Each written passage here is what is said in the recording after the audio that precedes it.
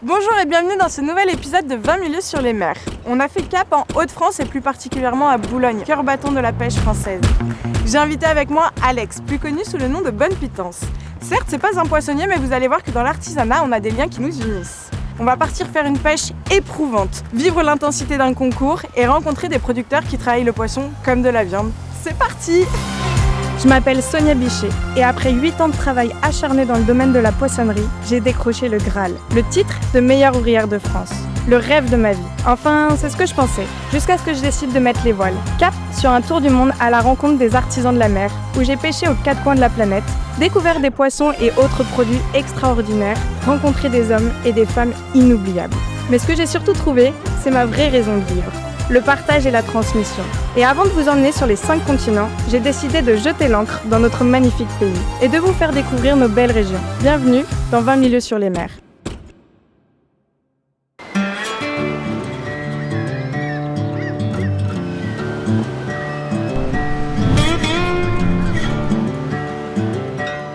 Salut Alex, ça va ?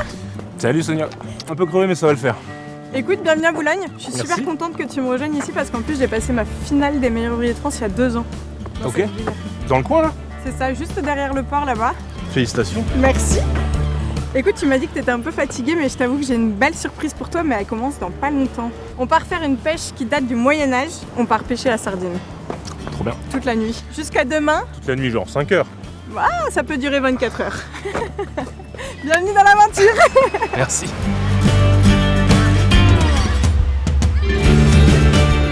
C'est parti, direction le port pour une pêche atypique. Alex et moi n'allons pas être sur le même bateau, mais toujours côte à côte en pleine mer.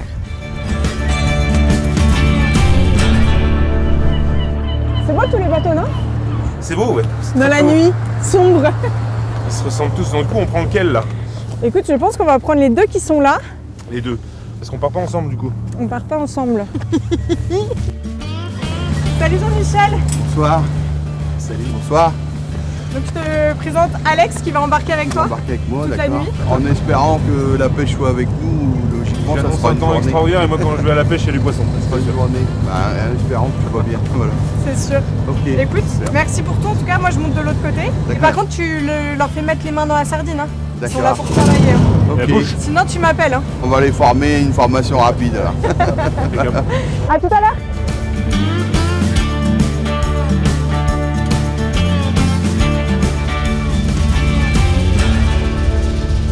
On part en direction pleine mer ou direction Angleterre ou... Là, on va prendre quand même pas mal au large, quoi. Donc on va être à peu près à 25 000 des côtes françaises et 40 000 des côtes anglaises. Les bancs de sardines ils restent quand même relativement dans une zone en particulier, ils bougent pas trop. Non, et c'est un poisson qui nage vite, donc il y a des moments, même d'une journée à l'autre, ça a changé de place. Nous, on présume que c'est dans ce coin-là, mais on n'est jamais sûr à 100% de tomber dessus. Donc c'est quoi ? C'est l'instinct, l'expérience qui fait que... Ouais, c'est un peu, on navigue à l'instant, à l'expérience. Ce soir, il n'y a pas que la sardine qui va nager vite. Pour nous aussi, c'est embarquement express. Du coup, Nicolas, on a couru là, mais tu me parles d'écluses ? Oui. Ça veut dire que là, on peut plus sortir du port si on a du retard ? Si on a du retard, il faut attendre 1 heure pour avoir le prochain chassement. D'accord, parce que c'est marée basse et qu'on sort grâce à l'écluse. C'est ça. Ah, faut pas être en retard. Ah, faut pas être en retard. Tu vois, on va descendre de 4-5 mètres. Et on va le sentir ? Ouais, bien sûr. Je trouve ça exceptionnel de sortir comme ça. À Boulogne, l'écluse date de 1853. Elle garde l'eau du port toujours au même niveau, malgré les grandes marées. C'est comme un ascenseur à bateau. Le bateau entre dans une grande chambre fermée par 2 portes. Pour partir, l'eau descend doucement jusqu'au niveau de la mer, puis les portes s'ouvrent. Pour revenir, l'eau remonte doucement et ramène le bateau au calme, dans le port. C'est la première fois que je prends une écluse. Ah ouais ? Ben oui. Vous allez voir après ça va être bien. Vous allez bien vous amuser. Alex, tu sais ce qu'on est en train de faire ou pas ? Ah ! Tu sais ce qu'on est en train de faire ? Ça baisse le bateau là. Les toilettes. Oh, il est bon.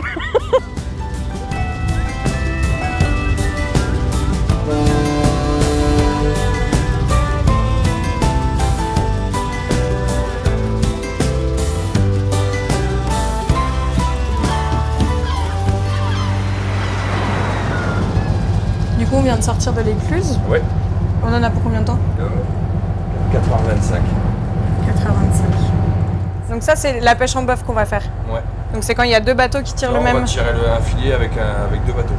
Tu vas piloter 4 heures ou vous tournez avec... Je vais un quart de 2 heures et il y a un autre gars qui va venir monter me remplacer. Ils sont déjà en train de dormir dans les Ils couchettes, sont c'est partis ça? se reposer, ouais. Eh ben écoute, je pense que je vais aller faire une petite sieste. Ouais. C'est ce Parce que... qu'après la journée, il reste que des plombs. Ça marche. Et j'ai vraiment besoin de mettre les mains dedans. Ah ouais, bah t'inquiète, tu vas les avoir. Ça marche. Sinon, je mérite pas ma place. Je vais faire des beaux rêves. À tout à l'heure. C'est quoi l'objectif de pêche là? Pour demain, on doit avoir une vingtaine de tonnes de sardines pour les 2 bateaux. Quoi. On se suit, on accroche les filets. Ah ouais, On balance tout pour ratisser le plus large. on se lâche pas de la journée. On se lâche pas. Là, c'est un tambour machine. Bon, dedans, il y a une toilette et il y a la douche dans le fond. Quoi. Moi, je dors là. Moi. Ma couchette, elle est là. Ok. C'est notre vie, notre quotidien. Voilà. Ça va, c'est large. Il faut une place. Ah ouais.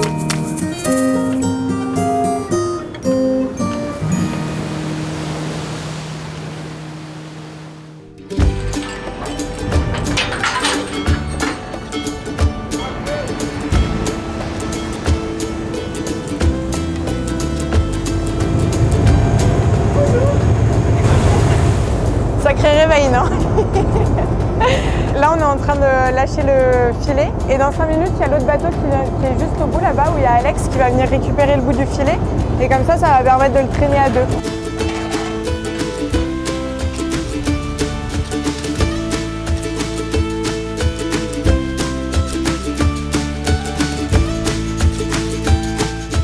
En termes de réveil, vous êtes efficace ce matin-là. Ouais, faut pouvoir mettre ça en action. Chapeau en tout cas parce que je pense que je suis encore la tête dans le lit, que vous êtes déjà sur le pont alors... Ah non vraiment, j'avais pas vu le réveil comme ça.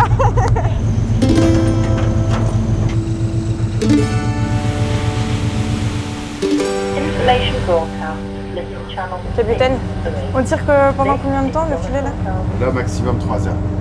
D'accord, et comment tu sais quand le filet est plein? Quand t'as la commande que tu veux. Sur le filet, il y a un capteur qui est réglé à une certaine quantité de poissons. Et quand le capteur sonne, clignote au rouge, il est l'heure de remonter le filet. Donc on va boire un petit café en attendant. On va boire un petit café. Yes. Là, je prends un café parce que pour moi, le réveil, il est quand même été assez brutal. Michel, il est 5h30 du matin, mais ça sent super bon là. Tu nous prépares quoi? Ok. Mais c'est matinal, hein? Non, mangerons pour midi, mais il faut préparer parce que s'il y a du poisson, Pas le temps. on n'aura pas le temps de le faire. Toi, le cuisinier dans l'équipe? Non, c'est un tour de rôle. Chacun sa semaine. Et les frigos, tout est accroché là. C'est parce que quand il y a de la houle, ça bouge en bas? Faut mieux. C'est pas toujours comme ça.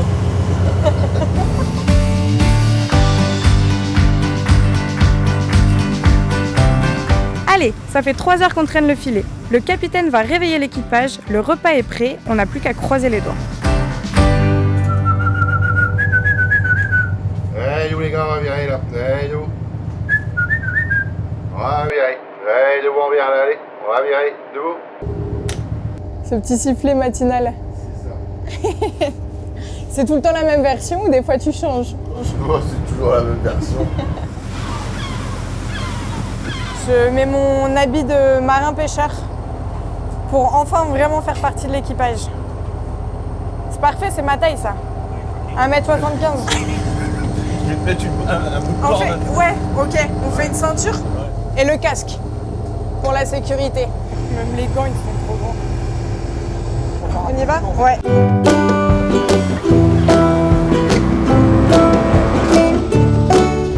Voilà, le bateau il s'approche beaucoup et il va nous lâcher le filet et on va pouvoir remonter notre filet et voir ce qu'il y a entre les mailles.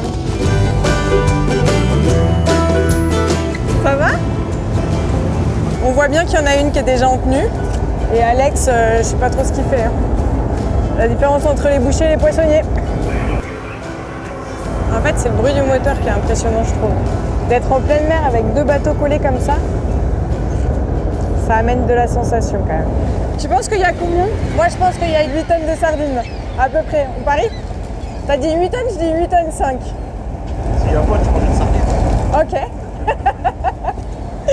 Après, les oiseaux sont en train de tout manger aussi.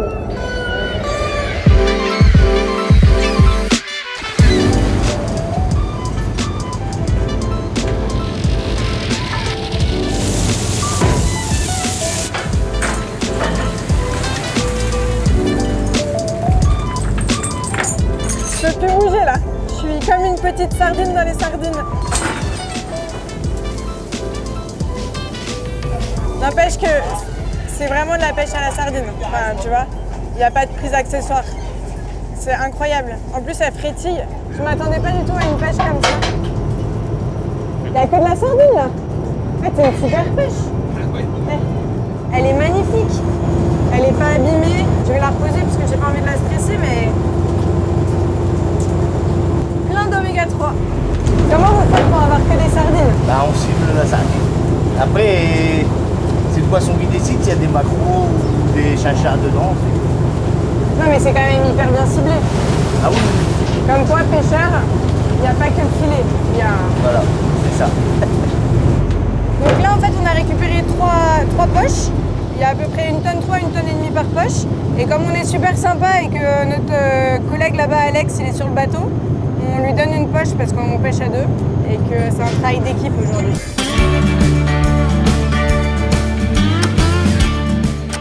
On a eu une belle pêche. On leur a laissé un peu de sardines pour que les 2 équipages aient de quoi s'occuper, mais pas le temps de traîner.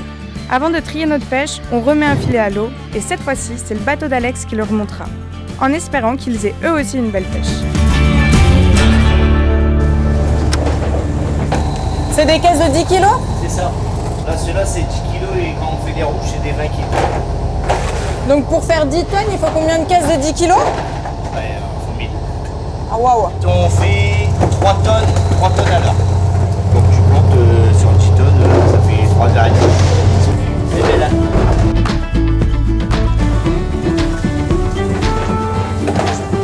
On va voir ce qui se passe en bas?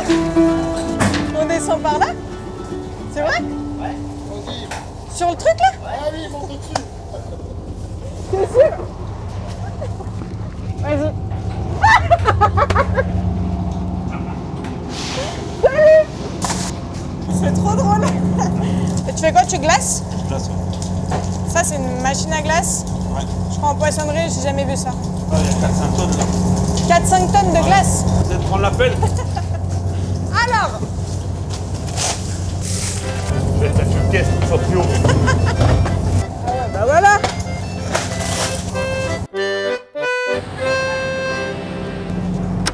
Allez, on répète la même manœuvre. En espérant que le deuxième coup sera aussi bon que le premier. Si c'est le cas, on rentre au port en début d'après-midi. Sinon, on recommence jusqu'à atteindre le poids de la commande.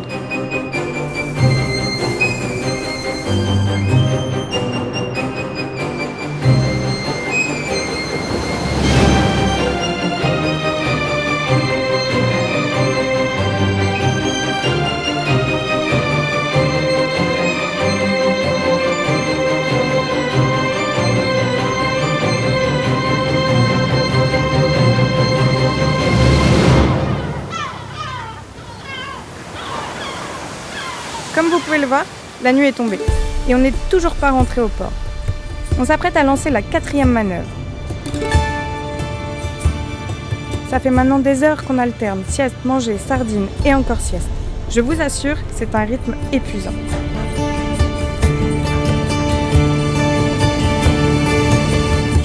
Ça fait plus de 24 heures qu'on est parti. La pêche, elle a été hyper fatigante. C'est le dernier filet qu'on remonte. On va trier les sardines. Je vais me coucher. Honnêtement, c'est une expérience inoubliable et très très fatigante.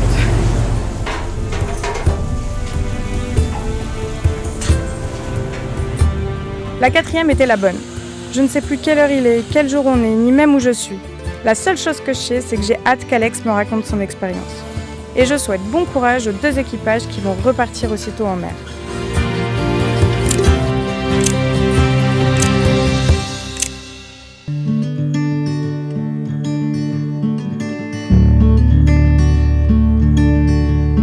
Je ne vais pas vous mentir, ça fait un bien fou de dormir sans le bruit du moteur et sans le lit qui tangue. Maintenant qu'on est bien reposé, il est grand temps d'aller reprendre quelques forces. Alors Alex, la pêche de 28 heures, t'as bien aimé? Bah j'ai bien aimé, en plus c'était vachement bien planifié. J'arrive du train, je pensais aller me pioter à l'hôtel et je me retrouve 28 heures en mer. Mais c'était cool, c'est comme ce soir, je sais toujours pas ce qu'on va faire. J'ai un peu l'impression d'être un gamin qui va à Disney et ses parents lui ont pas dit ce qu'ils allaient faire. Donc c'est très marrant, ça me plaît beaucoup. Ça me plaît bien ça, le Disneyland de la mer. 20 minutes sur les mers. Du coup on a été pêcher sur des bateaux de la coopérative mais ils ont aussi des restaurants. Donc Ok. je te propose d'aller cuisiner la sardine avec le chef Dimitri au restaurant Au Pêcheur des Taples. Et on va table. faire une recette hyper simple à faire à la maison, donc dans 5 minutes je pense qu'on mange. Trop bien. Je te présente le chef Dimitri. Salut Sonia. Salut. Bonjour chef. Mademoiselle. Enchanté. Bonjour. Dimitri, mon apprenti Émilie. Merci de nous bienvenue. accueillir. Eh ben avec grand plaisir. Tu vas nous aider aussi? Oui. Allez. Parce qu'on a passé 28 heures à choper du poisson, ça serait quand même bien d'essayer de le manger.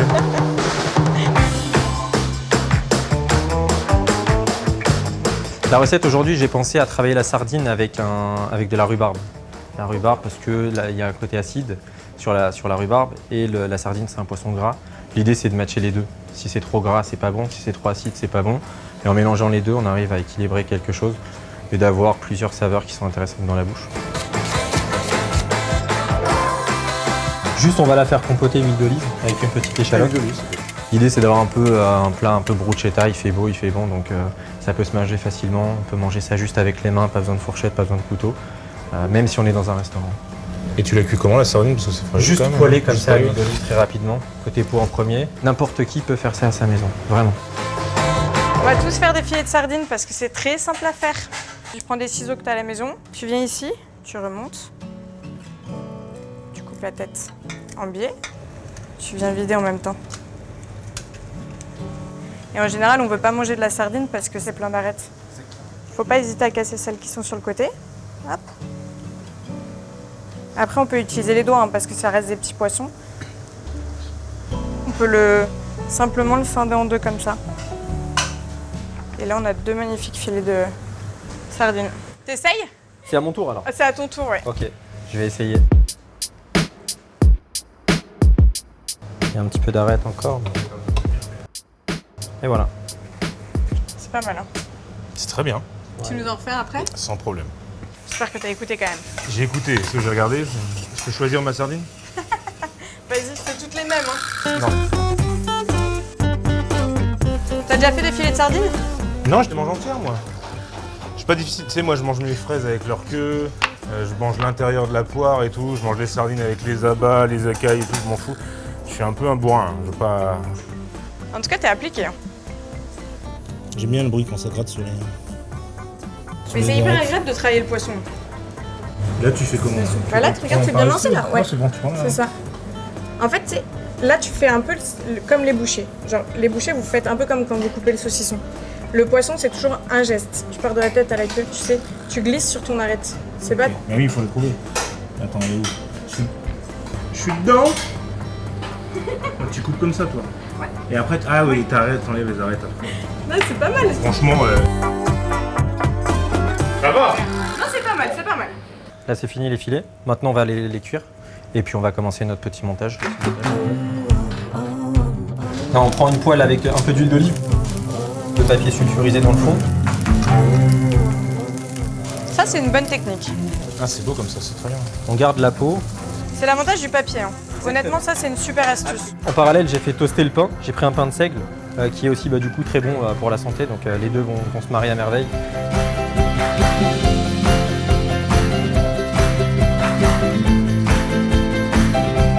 Après, si on veut un peu twister cette recette de façon un peu plus originale, on peut fumer cette assiette. Hop. Donc là, une petite cloche, un petit fumoir. Ça coûte 25-30 € sur Amazon, il me semble. Des Ouais, fumoirs, maintenant certains. c'est accessible pour les Ouais. ménagères. Voilà, tu brûles. Ah, mais t'imagines les invités à table là? Bah ça, disons que ça fait un peu de... C'est le côté un peu rock'n'roll du truc, quoi. Les gens, ils sont très fans de ça. Tu peux laisser comme ça le temps d'emmener, quand tu es au restaurant, bah ça part d'ici, Ah, ça va au je peux restaurant. vous faire l'arrivée? Allez, Madame, messieurs, sardines de Boulogne, pêchées cette nuit, avec toute mon énergie, pain de seigle, petite compotée de rhubarbe. exactement. Assiette à moins de 5 €. Assiette à moins de 5. En moins de 5 minutes, faisable à la maison. Et voilà. T'as été vite. Et là, tu sens cette odeur?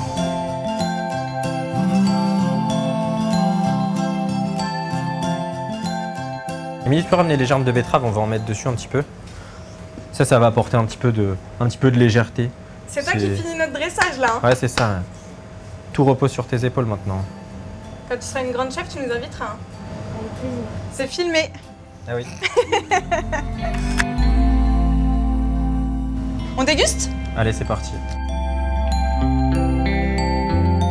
C'est super bon.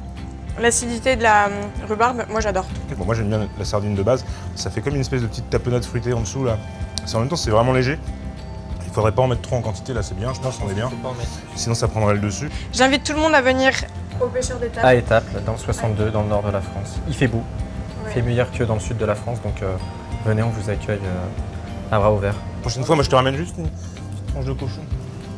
Ah, je pense qu'avec un speck, ça peut être pas mal. Ouais, Un franchement, steak, hein. Un serrano ou un Une bonne petite chiffonade charcuterie. dessus et tout, pour très fin rajouter encore dessus. Un rabout.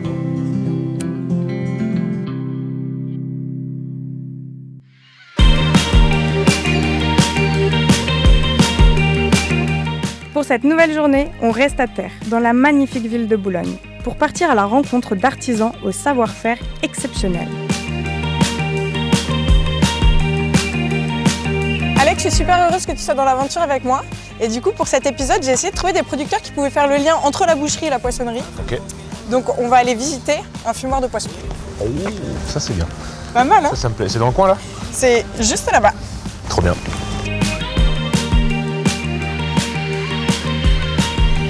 Salut Yann, ça va? Bonjour Sonia, ça va bien? Bonjour. Alexandre. Bienvenue Alexandre, bienvenue aux établissements J.C. David. Trop cool, merci.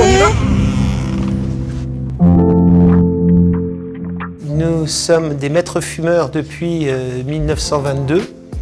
Nous sommes dans des bâtiments historiques. Notre spécificité, c'est le fumage à froid, en Corrèze. Les Corrèzes sont des cheminées traditionnelles du Boulonnais. C'est des cheminées à ciel ouvert, donc notre poisson va être fumé plus de 16 heures et on va vous montrer tout ça. Mais avant, il faut vous équiper parce que nos normes qualité sont très élevées.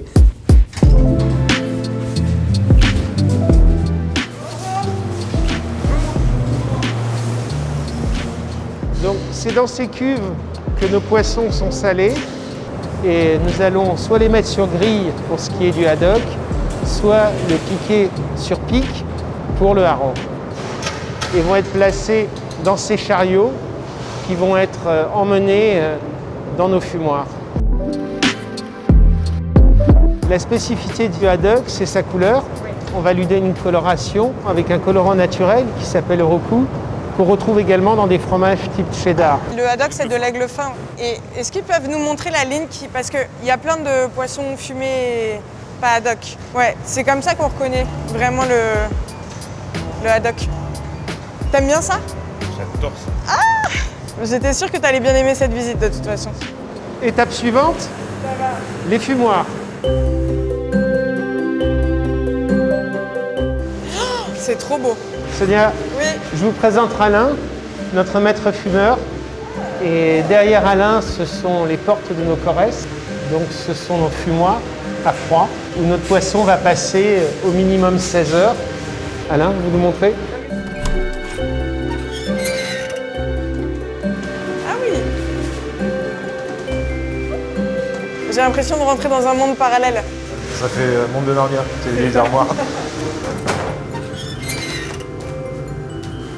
Pendant combien de temps ça reste dans le fumoir là? Pendant 16 heures minimum et 24 heures maxi. Peu importe le poisson. Peu importe. Ok. Ces fumoirs ont plus de 100 ans. Ah, c'est trop beau. Ces cheminées sont nettoyées régulièrement pour retirer la suie. Ce n'est pas de la peinture sur les côtés, c'est la suie qui se dépose. Il n'y a que l'œil d'Alain qui peut déterminer si c'est bon ou si c'est pas bon. C'est impressionnant. Il y a un vrai savoir-faire et on est très fiers de ce savoir-faire artisanal. Oui, ça sent super bon. J'adore. Je suis pas sûre qu'il y en ait beaucoup qui fassent ça. Si. Vous êtes combien d'entreprises à... On est encore 3 alors qu'il y en avait plus d'une vingtaine il y a plus de 10 ans. Maintenant, on va vous emmener à la cave. Vous allez voir les feux.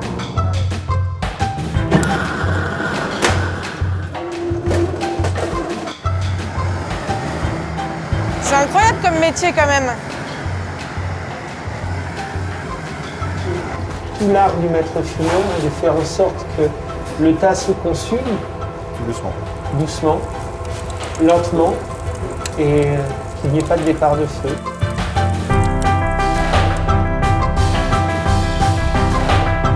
Donc c'est tout un art, vous voyez, de mettre les copeaux et la sciure au-dessus. Donc on a combien en kilos là sur les copeaux par Une bonne boîte.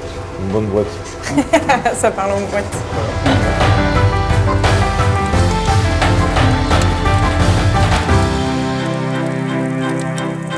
Et voilà, c'est l'endroit où nous stockons les copeaux que nous produisons tous les jours. Ça sent trop bon. Ça sent, hein? Ça a du caractère?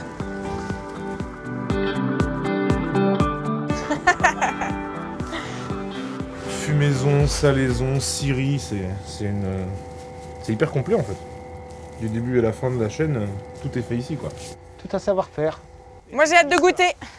Et ben on va goûter. Ah yes.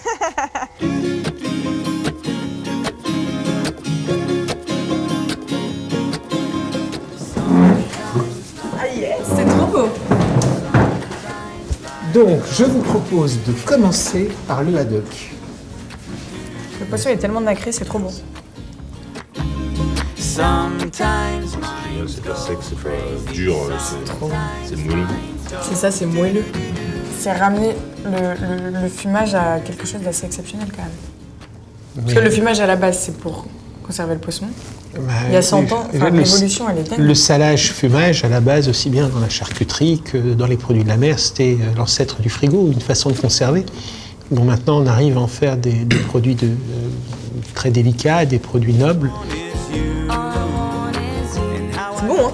C'est super bon. Il y a une belle longueur en bouche. Là on est vraiment sur un équilibre pour avoir de la saveur avant tout. Saumon fumé comme ça, j'en ai rarement mangé aussi moelleux. Et sur quelque chose de plus fort en goût. Ah ouais, moi j'ai... Le petit péché mignon. Moi, le hareng, je pourrais en manger tous les matins au réveil. Voilà. Ça a du caractère. Ça a du caractère, ça a un goût typé, ça se reconnaît entre mille. Moi j'avais un client qui venait nous chercher du hareng à l'huile justement parce que c'était recommandé par son médecin. Ah bah le hareng, on peut en manger C'était tous les jours. vraiment pour ça. Et donc il se forçait, on lui dit il y a pire. Mais du coup il mangeait ça dès le petit déjeuner parce que son médecin lui avait dit que c'était important qu'il en mange quoi. Tous les profils de poissons en termes de gras sont excellents. On dit que c'est gras, oui c'est gras, mais ce sont de bons gras. J'ai juste revérifié, on mangeait une petite trentaine de morceaux pour être sûr que Mais là, c'est très bon quand même. Hein. Tu nous as gâtés. Hein. Mais même en tant que professionnel, je ne m'attendais pas à ça.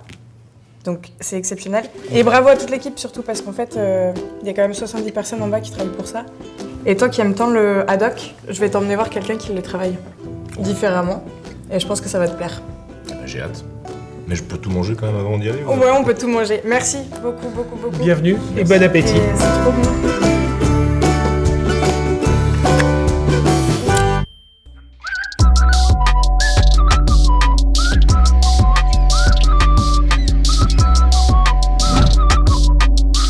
J'ai envie de manger une saucisse. Bah ça tombe bien, regarde. Voilà, je te présente Daniel. Bonjour Sonia. Ça va? Bonjour Alex, ça va? Je te fais la bise quand même. C'est un bisou. Bah oui. Je fais rentrer dans la charcuterie. Tu connais ça? C'est ton endroit, non? Enfin des vrais produits.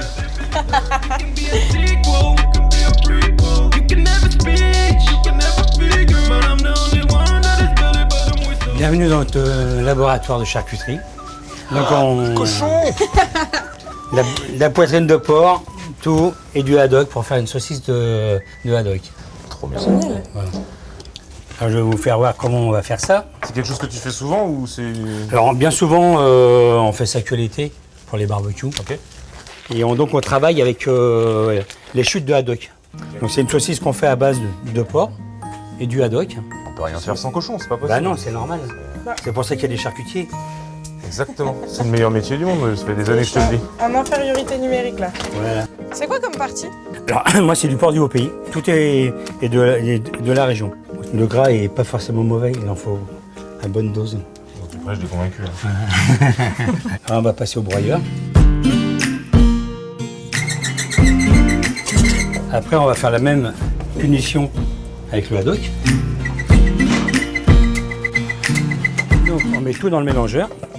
Et après on va aller au batteur.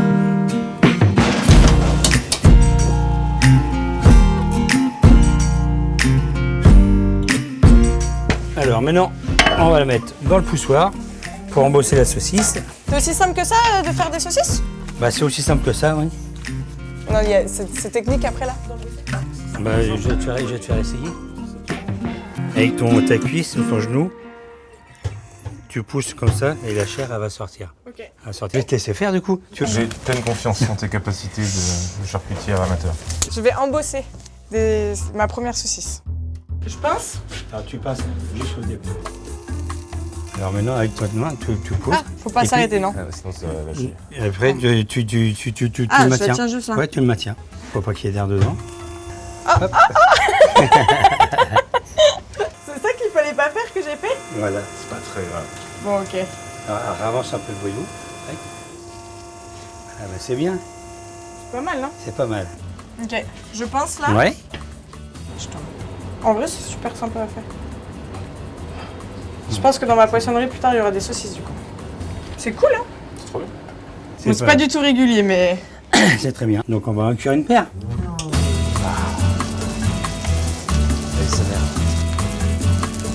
Le plus beau bruit du monde.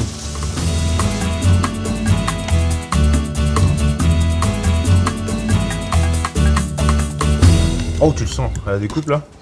Tu sens le haddock? C'est hyper bon. Tu le sens direct, tu sens pas le porc pour le coup. Tu sens vraiment le dessous, ça fait vraiment une saucisse de haddock quoi. Faut que je vérifie encore une trentaine de fois pour être sûr. C'est vraiment très bon. Hein. Ce petit côté fumé et haddock, beau mélange terre et mer. Trop cool. Et puis charcutier, poissonnier, on est tous une grande famille. Exactement.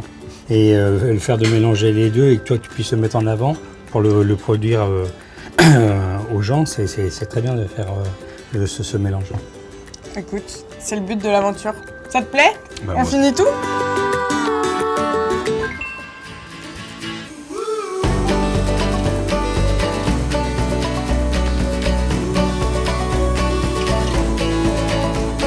Après 2 jours intenses entre mer et savoir-faire, j'avais envie de finir cette aventure autrement, en posant le regard sur l'avenir.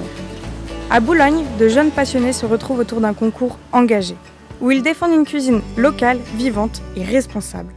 Je suis persuadée que cette journée va me rappeler des souvenirs. Il y a 10 ans, c'était moi à leur place. Alors allons voir ce que la relève a dans le ventre et dans l'assiette. Bon, tu sais que j'adore les concours. Et l'une des choses hyper importantes quand on devient meilleur ouvrier de France, c'est de continuer à transmettre aux jeunes. Donc on va à Nausicaa, à l'aquarium de Boulogne. Il y a un concours pour les jeunes et pour les adultes. Moi je suis jury technique et toi tu es jury gustatif. Moi je mange. C'est ça. Tu vas voir, ils ont beaucoup d'épreuves dans la journée. Et cet après-midi, c'est la cuisine pour toi. Trop bien.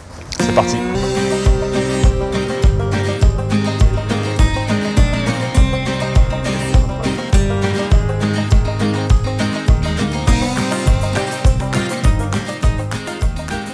Donc on est au concours Mister Good Fish et juste là-bas il y a les jeunes qui vont s'inscrire et je sens le stress d'ici et c'est trop cool, ça me donne des frissons parce que ça me rappelle moi quand j'ai commencé les concours. Je pense qu'ils sont hyper stressés mais on va suivre Lola, c'est une jeune demoiselle.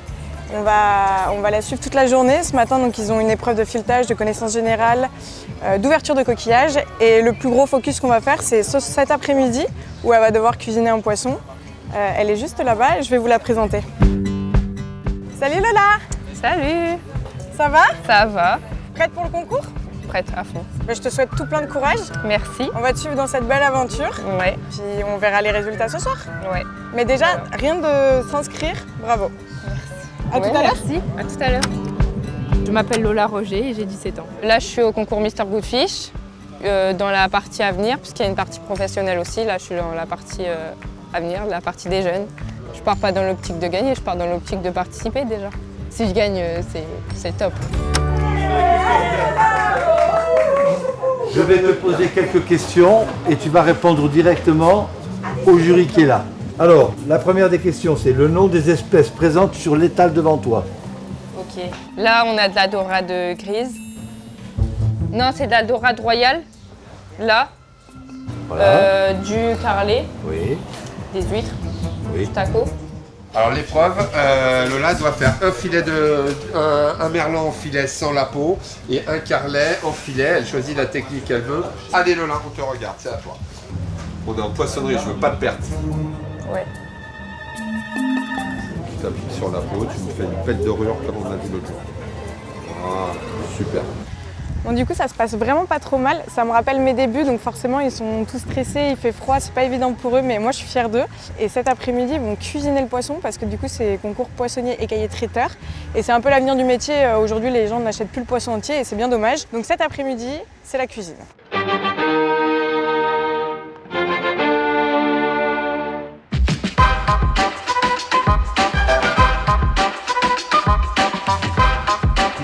Allez, il est 14h, tu peux démarrer ton épreuve. Le jury est au complet, donc on va pouvoir regarder ce que tu vas nous préparer. Je suis sûr que tu vas nous surprendre. Allez, c'est parti.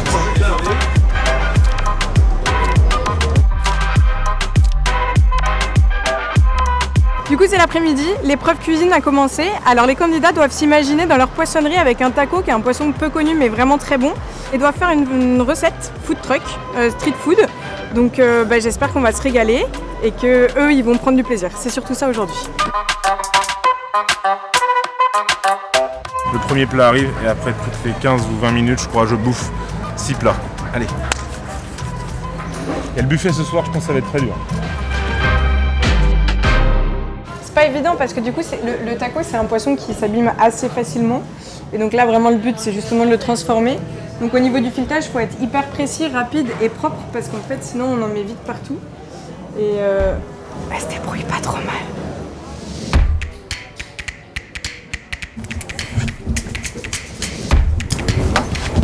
On a faim là. Je passe mon bouillon sur le poisson pour le faire cuire. Ça s'appelle un fumé de poisson. Le plus important, c'est d'être propre. La base, c'est ça, c'est de travailler propre. Voilà, c'est toujours l'impression que tu vas donner vis-à-vis d'un jury. Là, sur une épreuve de cuisine, il faut sortir le goût, quelque chose de goûteux, quelque chose d'original. Ils sont là pour apprendre aussi, ça doit être constructif. Il faut être dur, mais il faut être juste. Voilà. Ça déborde le fumet, Lola.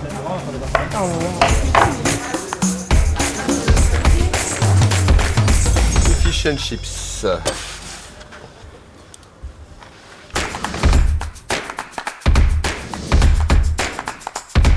Deuxième candidat, le you des tacos. Et ça c'est la petite dernière. Donc là emporté comme c'est à la poissonnerie du coin.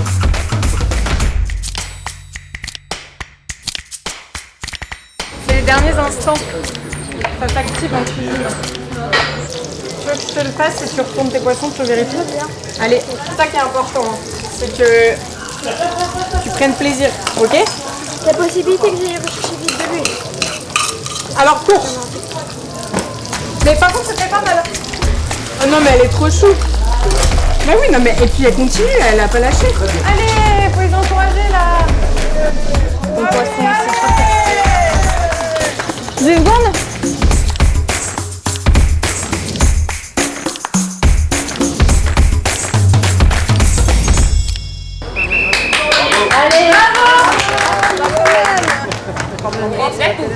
Allez, allez, c'était un peu la panique à la fin, mais l'essentiel c'est qu'elles repartent fières d'elles. Donc on va les aider. Hop, hop, hop. Pokéball de taco. Je vous souhaite une super dégustation. C'est le candidat numéro 5. Allez, à bonne note.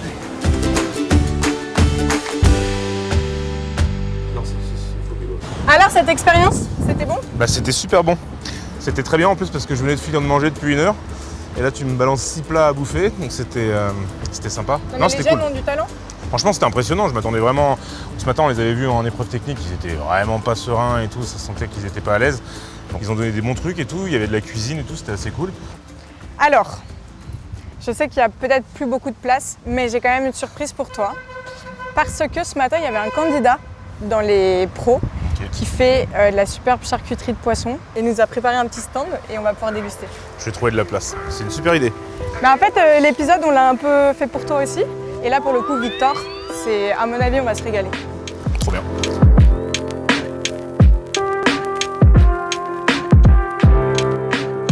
Ah bah t'as fait les choses en gros, Victor. T'as vu comme c'est beau? C'est très beau. Donc, est-ce que tu peux nous expliquer tout? Alors, avec les secrets. Avec les secrets. En fait, le procédé de cette charcuterie-là, c'est de ne rajouter aucune humidité au poisson. J'utilise jamais l'eau. Pour que justement, en fait, derrière, ce soit la chambre de maturation et la maturation naturelle du poisson qui me permet d'avoir cette texture de charcuterie. Alors, on va commencer par tout début de l'apéro, le saucisson. Non mais j'adore. Ça fait vraiment Esthétiquement, très filet c'est mignon, trop beau. Donc là, on est sur un mulet. Donc le mulet lipu, il est salé, fumé, mélange d'épices cajun. Et là, il a 45 jours de maturation. Ah oui. Je te jure, on dirait de la viande. Le filet mignon fumé, ça fait exactement pareil quand tu vois. Ça, c'est une sébasse que j'ai fait il y a 8 mois. Oh la vache. Donc là, le filet est entier. Là, vous allez voir, le goût, il est vraiment totalement transformé. On arrive presque même plus à savoir que c'est du poisson. Mais on a un côté glutamique assez rigolo. Ah oui. J'adore. Ça fond quoi, complètement quoi. C'est vraiment. T'as une mâche de jambon quoi, je trouve vraiment. C'est très très bien et ça fait plaisir de voir que. T'as quel âge toi? 27 ans. 27 ans et que tu te motives à faire ce truc là, aussi abouti en tout cas. La jeunesse est belle et Non, l'avenir c'est cool. du poisson est magnifique. On est d'accord. Merci beaucoup. Merci beaucoup Victor. C'est moi qui vous remercie. Puis pour le concours, non? C'est gentil, merci.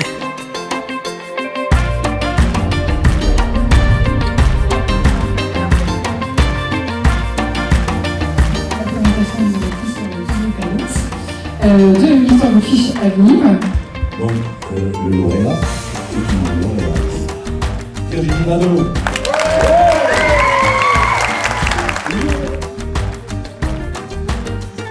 Le trophée sera remis à Monsieur Victor Berthe Coudeman. Bravo.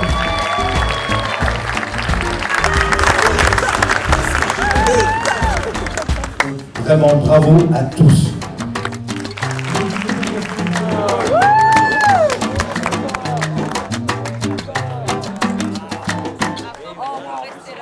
Nous, on aimerait juste vous remercier parce que vous êtes l'avenir du métier, qu'aujourd'hui il y a un gagnant, mais vous êtes tous des gagnants parce que vous êtes venus ce matin. Et je vous adore parce que on a besoin de poissonniers et vous faites le plus beau des métiers. Parce que moi, c'est Monsieur Van Ham ici présent qui m'a appris ce métier-là aussi. Il y a 10 ans, j'ai eu le meilleur ouvrier de France et j'en suis fière. Et je pense que dans 10 ans, vous pouvez tous avoir le meilleur ouvrier de France. Si vous travaillez. Un bon état d'esprit.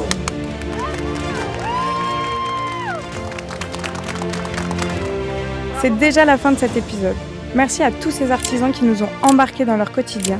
Et merci à Alex, sans qui l'aventure n'aurait pas eu la même saveur.